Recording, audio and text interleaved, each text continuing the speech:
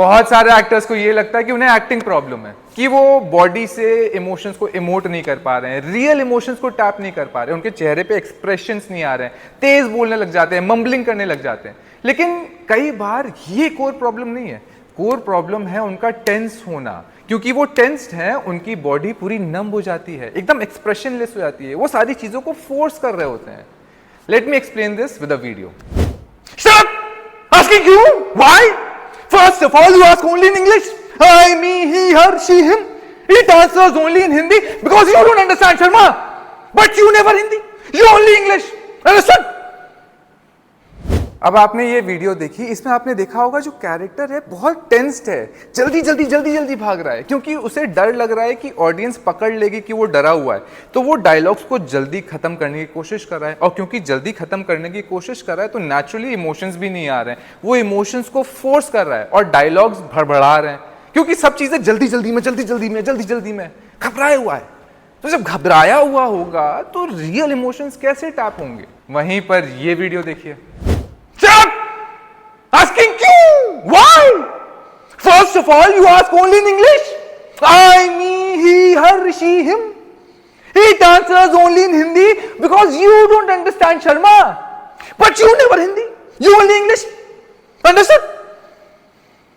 अब इस वीडियो में कैरेक्टर एकदम रिलैक्स्ड है, वो सीन को नेचुरली फ्लो होने दे रहा है, उसको जो दूसरे कैरेक्टर से मिला है उसको उसने रिसीव किया और उसी हिसाब से उसने गिव किया है। तो कैरेक्टर हल्का सा ज्यादा नाराज हो रहा है, थोड़ा सा पागलों की तरह चिल्ला रहा है, तो उसमें भी when you are actually very agitated as a character, you can be relaxed as an actor. क्योंकि जब आप रिलैक्स्ड रहेंगे एज एन एक्टर तो कैरेक्टर दिखेगा।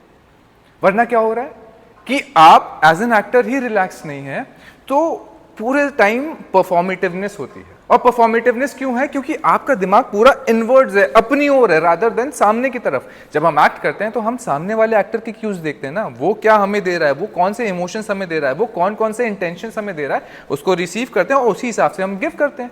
लेकिन जब हम टेंस्ड होते हैं तो हमारे दिमाग में होता है, भाई सब मुझे देख रहे हैं और मेरे इमोशंस नहीं निकल रहे हैं और मैं ज्यादा अच्छे से बोल नहीं पा रहा हूं, सारा अटेंशन इनवर्ड्स है, तो आप और ज्यादा रेस्ट्रिक्ट होते चले जाएंगे।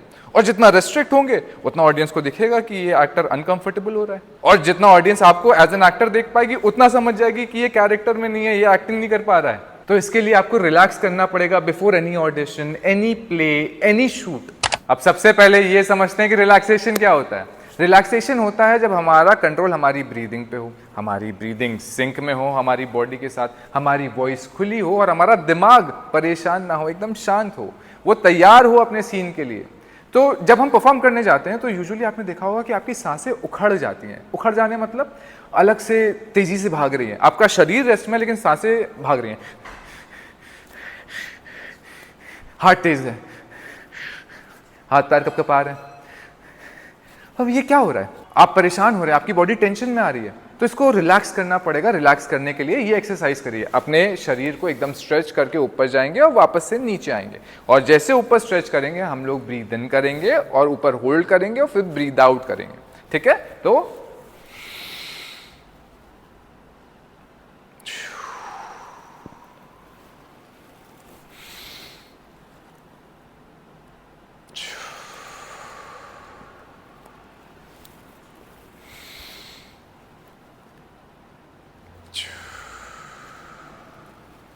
अभी मैंने 3 बार किया और आपको दिख गया होगा कि 3 बार में मेरी बॉडी अपने आप थोड़ी सी रिलैक्स हो गई है। ये क्या होता है कि हमारा जो बॉडी सिंक है ना, हमारी जो सांसें तेज भाग रही हैं और बॉडी एकदम शांत बैठी हुई है, इसकी वजह से हाथ पैर कपकपाने लग जाते हैं, ये सब खत्म हो जाएगा क्योंकि हमारी ब्रीदिंग और हमारी बॉडी सिंक में आ गई है।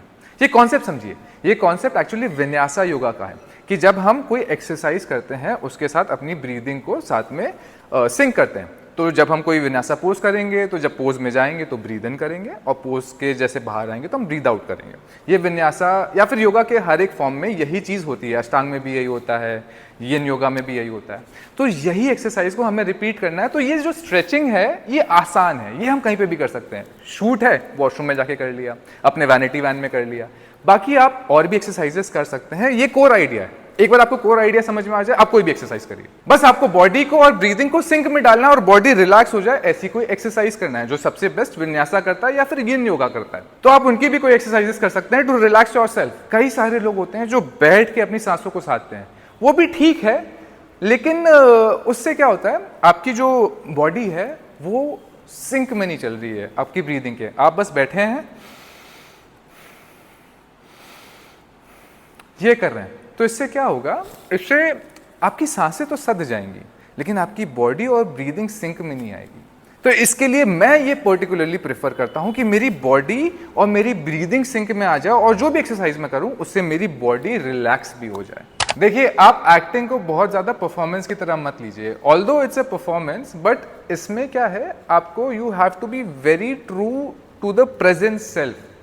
आपको पूरा रेडी रहना पड़ेगा इस समय में। तो जब आप परफॉर्म करते हैं तो क्या होता है कि you try to drive the scene in a particular way. आपने जैसे तैयार किया हुआ है वैसे ही you try to drive the scene. लेकिन जब आप सिर्फ प्रेजेंट रहते हैं, व्हेन यू आर रिलैक्स्ड, आप सिर्फ प्रेजेंट है, you actually let the scene happen naturally. Performance जो था आप सब भूल के आते हैं स्टेज के बाहर जो भी आते हैं, और जो आज हो रहा है, अभी हो रहा है स्टेज पे, that is the reality of your character at that point. तो आप जब भी परफॉर्म करने जाइए तो रिलैक्सेशन एक्सरसाइजेस जरूर करिए। ये वीडियो यहीं तक की थी, मैं अब आपको मिलूंगा किसी और वीडियो में with some other topic, with some other exercises. अगर आपको ये वीडियो अच्छी लगी हो तो प्लीज सब्सक्राइब कर दीजिएगा।